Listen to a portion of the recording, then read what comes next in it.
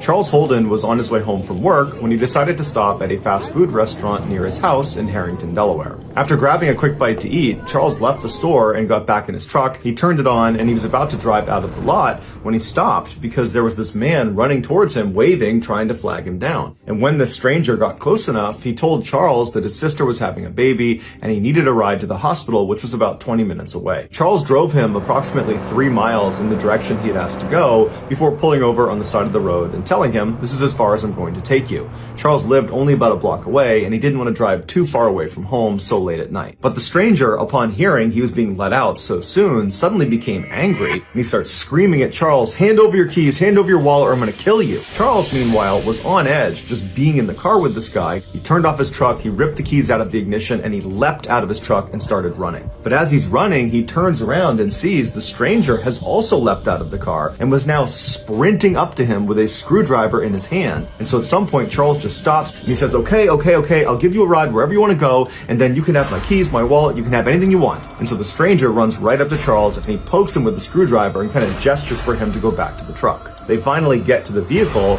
and the stranger tells Charles to get in the car and then wait. But as soon as Charles sat down, he fired up his truck and sped off. He looks in his rearview mirror and he can see the guy is chasing after him with a screwdriver held over his head, but he sees the stranger at some point just stops, turns around and walks away. Charles was totally relieved that he had escaped this horrible encounter. What Charles was concerned about, though, was where he had ditched the stranger was not far from his house, and he was worried if he just turned around and drove right back to his house that this guy could recognize the truck and then follow him to his house, and then who knows what could happen. Charles goes back into Harrington, Delaware, and he gets on his street and he's shocked when he sees the stranger who had just tried to kill him is walking down the road right in front of him. But luckily, the stranger did not hear or see Charles pull onto his street, and so Charles immediately throws it in reverse and he gets out of there and he drives off. At this point, Charles decides he needs to tell police. He calls 911 and he tells the dispatcher about what had happened earlier and how this guy is now lurking around his property. And the dispatcher tells him they'll send an officer out to him. And so a few minutes later, an officer showed up at the payphone where Charles was,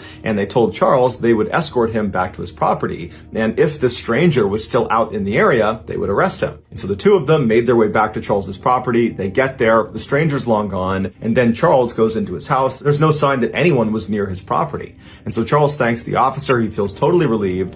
But before the officer leaves, he asks him if he wouldn't mind doing a quick sweep of his mother's property. She lived right behind Charles on the other side of some bushes. He told the officer her name was Dorothy. She was 70 years old and she lived alone, and he just wanted to make sure nothing happened to her. The officer said, "No problem, I'll go check in on her." So the officer leaves Charles and goes across his backyard through those bushes into Dorothy's backyard, and right away he can see the back window on the back door has been smashed and the door itself is slightly ajar. And so the officer draws their pistol and they go up and they enter the house and they look inside. They're yelling for Dorothy, but there's no answer. It's totally dark in the house. It's totally silent. And so after searching the first floor and finding nothing, they make their way up the flight of stairs and they find blood at the top of the landing. And they follow this trail of blood and it brings them into one of the bedrooms where a woman is sprawled out on a bed. It was Dorothy. She had been to death. It would turn out after Charles had ditched the stranger and sped off without him, the stranger, whose name was Gilbert Cannon, began looking for a place to sleep, and the house he ultimately selected just happened to be Charles's mother's house. After Gilbert broke in through her back door, he saw Dorothy coming down the steps to confront him,